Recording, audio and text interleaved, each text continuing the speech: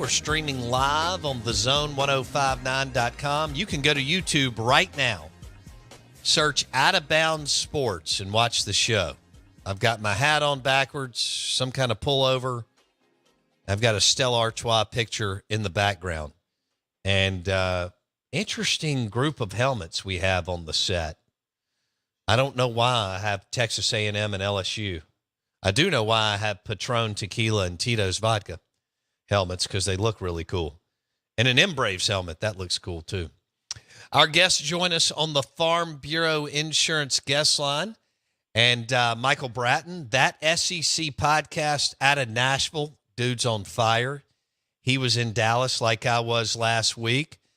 And he said he may be moving to Dallas, Texas, but he joins us on the Farm Bureau Insurance guest line. Michael Bratton, good morning. How you doing? Hey, Bo, doing great. And, yeah, probably gained about 10 pounds of eating barbecue and bourbon down there. Yeah, I did the same. I think I saw a picture. You went to Terry Black's barbecue, didn't you? Not only did we go, we had to go twice, Bo. Man. You know, I went once, and I was skeptical because I thought, oh, is this going to be a tourist trap and not going to live up to the billing?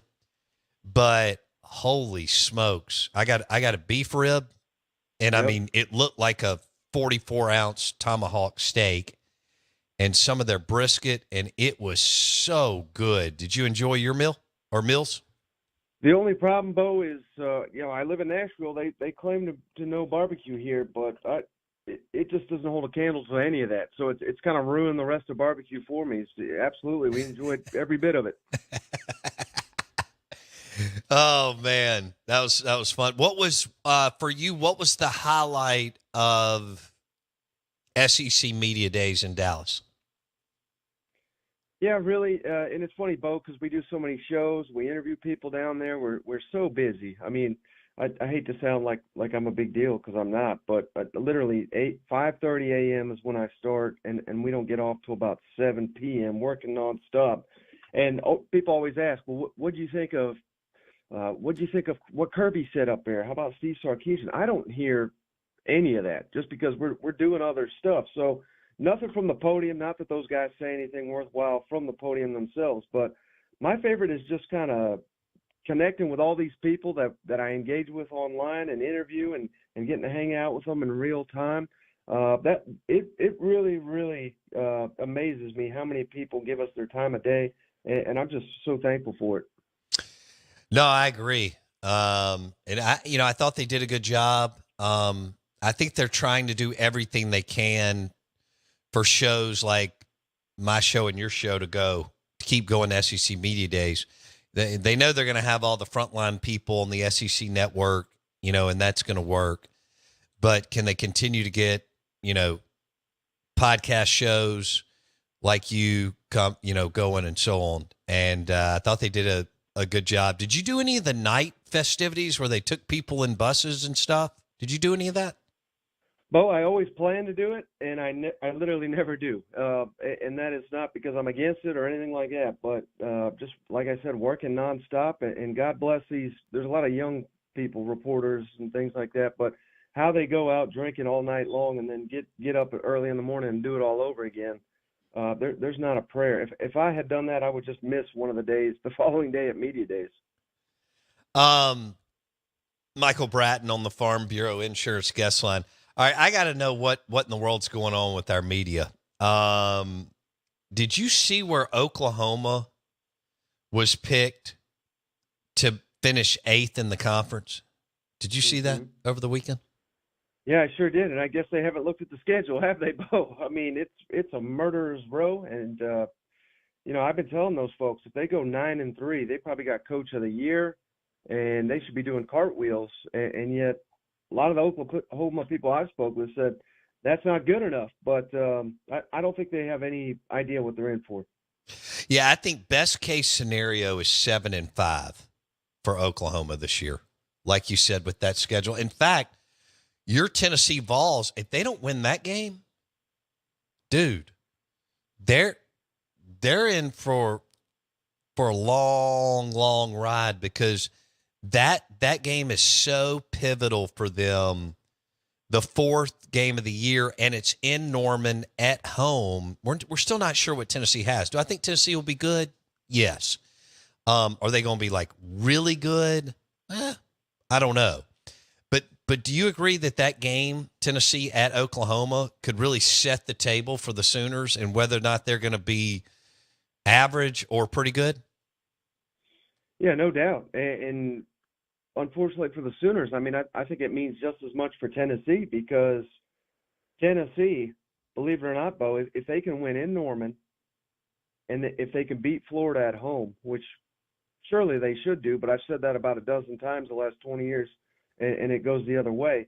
But if Tennessee can beat Oklahoma and beat Florida, they're going to the college football playoff. And in this league, if you give any of the 16 teams that scenario, beat Oklahoma, beat Florida, you're in, I think every single one of them would take it. Now, will Tennessee do it? Remains to be seen. But, yeah, you're right, because if Oklahoma doesn't win that, then they go on the road to Auburn. We all know what a house of horrors that can be for any team, even Georgia, even Alabama. And then I believe they follow that up with Texas before the schedule really gets going. So Oklahoma has to start hot because I just think at the end of the year, I think they're going to be banged up, and just I don't think they got much of a prayer to win a game outside of Maine in November. He is Michael Bratton on the Out of Bounds Show, ESPN 105.9 The Zone, talking SEC football. We were both in Dallas last week, and it was one heck of a spectacle, that's for sure. All right, Ole Miss. Let's talk about the top of the SEC.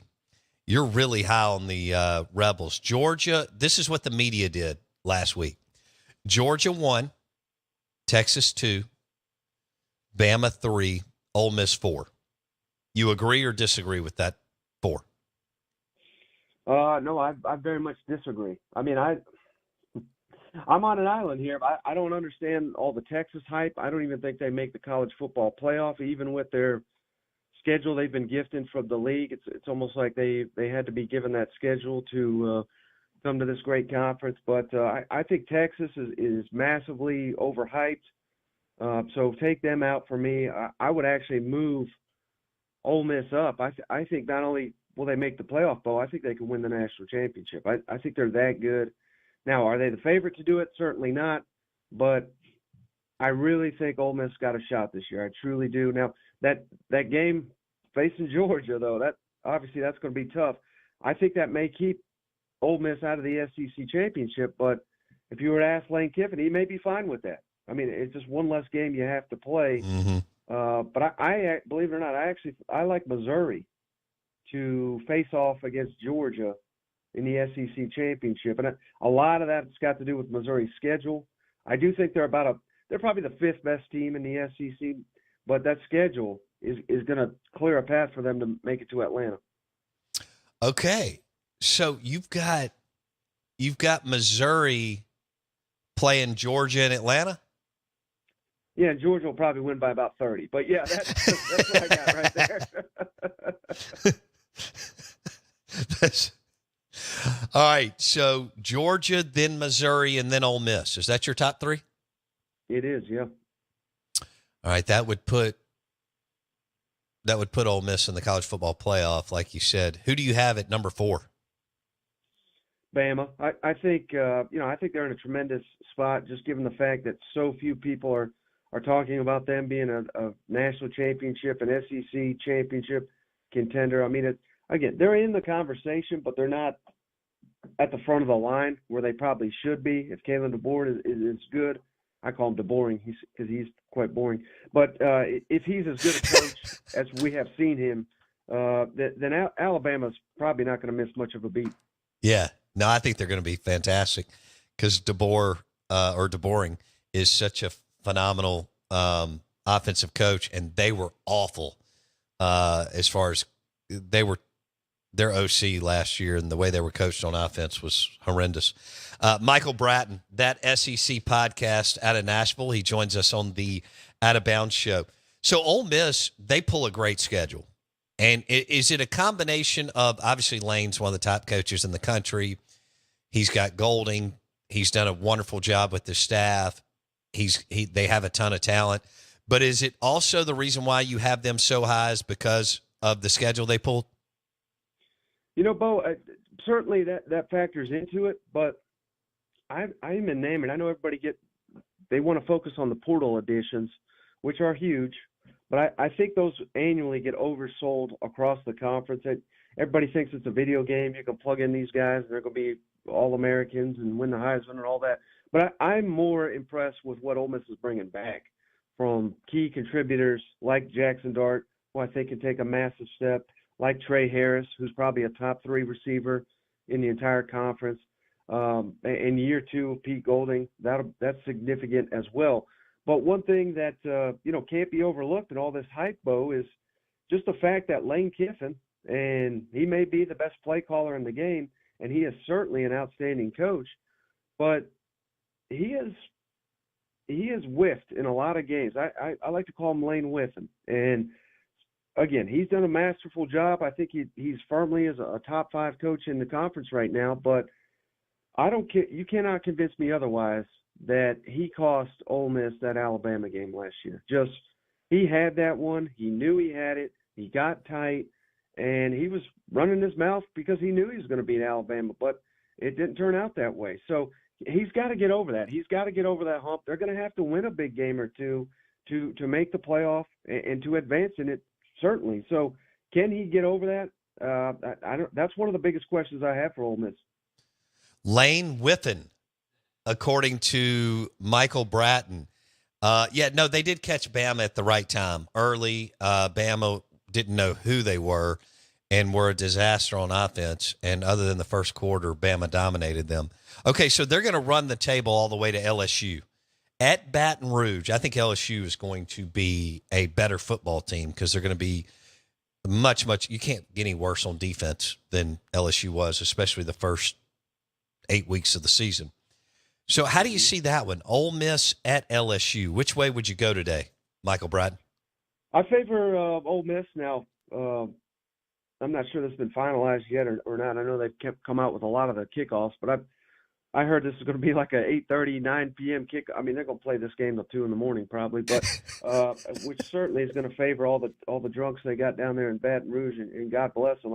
I'd be down there. I'd be one of them if I was born down there, but it's going to be a major home field advantage for LSU, no doubt. But I don't know, Bo. I'm not seeing it where everybody else is seeing it with LSU. I think certainly they have to take a step back on offense. Yeah, they could take a step forward on defense, but will that just kind of be a wash? I don't think so, because they were the best offense in the country last year, and they still lost 3 games. So if they're, say, the 5th or 6th best offense in the SEC, and they're the 12th defense in the SEC, I mean, how far can they really go up? I think they're taking a step back this year. I could be wrong. They have a favorable schedule as well. They do. But here's the problem, Bo. There's 10 teams in the SEC this year that their fans expect to make the playoff. And I don't know if half of them can make it. I don't know if the SEC can realistically get 5 in there, but there's about 10 that think they should be in there. Okay. Yeah, and it's going to depend on what Notre Dame does. That's a good point. Of course, we get A&M and Notre Dame first week of the